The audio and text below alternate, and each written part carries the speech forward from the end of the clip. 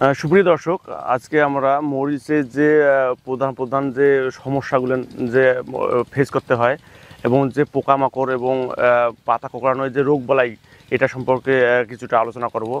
তা আনোয়ার ভাই, আপনি যে মরিচটা চাষাবাদ করতে যে আপনি মানে কোন ধরনের সমস্যাটা বেশি ফেস করছেন আপনি মরিচের চাষাবাদের ক্ষেত্রে?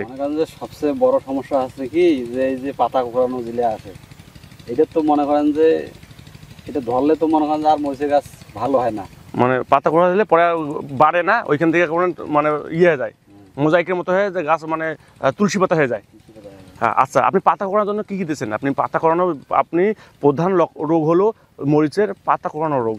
এই আমামেটিন গ্রুপের ওইটা দেওয়া লাগতেছে। আচ্ছা, আপনি ভাই মরিচের পাতা কোঁকড়ানো রোগে অনেক এই আমামেটিন গ্রুপের ঔষধ দিয়েছে এবং ইমিটাপ, কেউ আবার দেয় আপনার মনে করেন যে ইমিটাপ দিয়েছে এক সপ্তাহে, পরে এক সপ্তাহে হলো আপনার আমামেটিন গ্রুপের ঔষধ।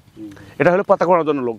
আর একটা মরিচের রোগ দেখা যায় যে যখন শীত কাটি যায়, গরম পড়তেছে, মানে লেদা পোকা, প্রচুর লেদা আসে। এই লেদা পোকার জন্য আপনি কি স্প্রে করছেন?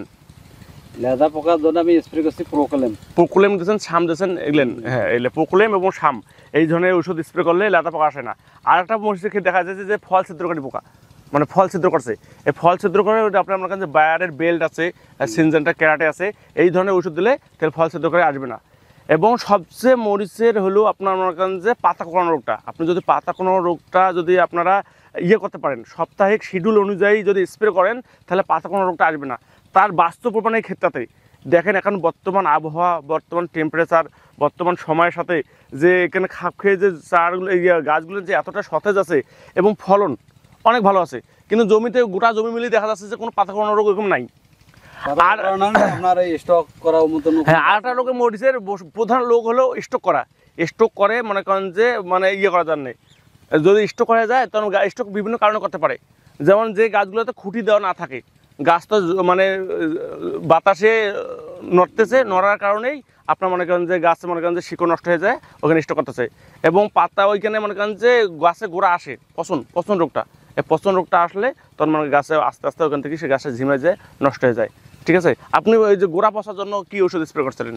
ওই যেটা গোড়া পচার জন্য ওটা যে নাবারা দিয়েছিলাম, নাবারার কাজ ভালো হয়েছে। নাবারার কাজ অনেক ভালো হয়েছে। তাহলে আপনি এটা, প্রিয় দর্শক, আপনারা যে আমরা কিছু ভাইয়ের কাছে শুনতেছি, ইনি বাস্তবে যে জিনিসগুলো করে, এই ক্ষেত থেকে উনি পরিচর্যা করে এই পর্যন্ত নিয়ে আসছে, সেই জন্য ওনার কাছে জানতেছি যে কোন ওষুধটা দিলে উনি কি পাইছে, সুফল পাইছে সেটাই। তাহলে আপনি গোড়া পচার আপনার নাবারা দিয়েছেন, তারপরে আপনার আপনার কারণ যে কাঠি পোকার জন্য কি স্প্রে করছেন?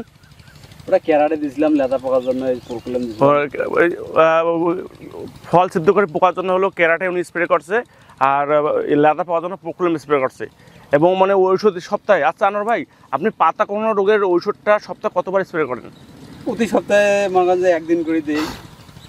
সুপ্রিয় দর্শক, আপনি শুনলেন যে, আপনারা শুনতেছেন যে ওই যে আমার যে আনোয়ার ভাই কৃষক বলতেছে পাতা কোঁকড়ানো রোগের প্রতি সপ্তাহে উনি একবার করে স্প্রে করছে। আচ্ছা, ওই স্প্রেটা কোন সময় করছেন আপনি, কোন সময়? বিকেলবেলা। ওই স্প্রেটা বিকেলবেলা, প্রতি সপ্তাহে বিকেলবেলা করে, এবং উনি শিডিউল মাপে যে দিন করছে ওই দিনে প্রতি সপ্তাহে একবার করছে ইমিটাপ, একবার করছে আমাবাটিন গ্রুপের ওষুধ। ঠিক আছে, সেই জন্য মরিচের অনেক ফলন পেয়েছে। আচ্ছা, আরেকটা জিনিস আনোয়ার ভাই, এই মরিচ চাষ করতে আসি আপনি সমস্যাটা কি ফেস করছেন? আমি তো সমস্যা কিছু মনে করি নাই, যখন যেটা সমস্যা দেখছি সেইভাবে আমি ট্রিটমেন্ট দিছি, ওষুধ দিছি, ইনশাল্লাহ আমার তো ভালো হয়ে গিয়েছে। আলহামদুলিল্লাহ ভালো। আপনি তো এই চার মরিচ সম্পর্কে অনেক খুশি, যেহেতু দাম নাই, দাম না থাকার কারণে তো এটা কিছু না, এটা তো দাম না থাকলে তো না থাকলে তো আর বাজার তো, হ্যাঁ বাজার না, হ্যাঁ, কিন্তু ফলনের দিক দিয়ে আপনি কি সন্তুষ্ট? কেমন ফলনের দিক দিয়ে আমি সন্তুষ্ট। ফলন যা আছে আমার তো আর ইয়ের থেকে তো আর লস হবে না, লাভ একটু কম হবে, কিন্তু এই এখন থেকে দিলে উঠবে সেটা তো আমার সব লাভ। আচ্ছা আনোয়ার ভাই, আপনি মনে করতেছেন যে গাছগুলো এই পর্যন্ত কতদিন বাঁচে থাকবে আপনার জমিতে?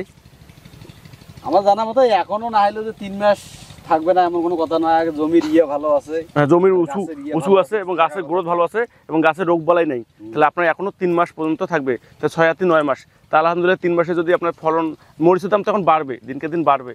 আর বিভিন্ন ডিস্ট্রিক্টে বিভিন্ন জায়গায় যে আবহাওয়ার যে তারতম্যটা, সেক্ষেত্রে অনেকটাই দাম বাড়ে যাবে আর কি। তাই সুপ্রিয় দর্শক, আপনাদের উদ্দেশ্যে আমি বলবো যে যদি মরিচ চাষে যদি পরিচর্যাটা ঠিকমতো করা যায়, তাহলে সব কৃষকই লাভবান হবে।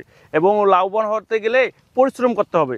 যেমন প্রতি সপ্তাহে আনোয়ার ভাই বললো আমাদের প্রতি সপ্তাহে উনি পাতা কোঁকড়ানো রোগের ঔষধ অবশ্যই স্প্রে করছে। যদি মঙ্গলবার করে থাকে, প্রতি সপ্তাহে মঙ্গলবার, এক মঙ্গলবারে দিচ্ছে আপনি উনি আমাবাটিন গ্রুপের ঔষধ, আর এক মঙ্গলবার আবার পরের মঙ্গলবারে যা দিয়েছে উনি ইমিটাপ, এইভাবে উনি শিডিউলটা ঠিক রাখছে। এবং মনে করেন যে ওই যে গোড়া পচা না ভাড়া, উনি বললো যে না ভাড়া দিয়ে অন্য অন্য ওষুধের সাথে না ভাড়া দিয়ে উনি বাস্তবে অনেক ভালো একটা রেজাল্ট পাইছে। তা আপনারা যারা মরিচ চাষ করার ইচ্ছুক বা ভাবতেছেন তারা আপনারা এই মানে নিয়মে ফলো করে মরিচ চাষ করলে ইনশাল্লাহ অনেক লাভবান হবেন। নেক্সটে কোনো ভিডিও নিয়ে কথা হবে, আজকে এই পর্যন্ত, ধন্যবাদ।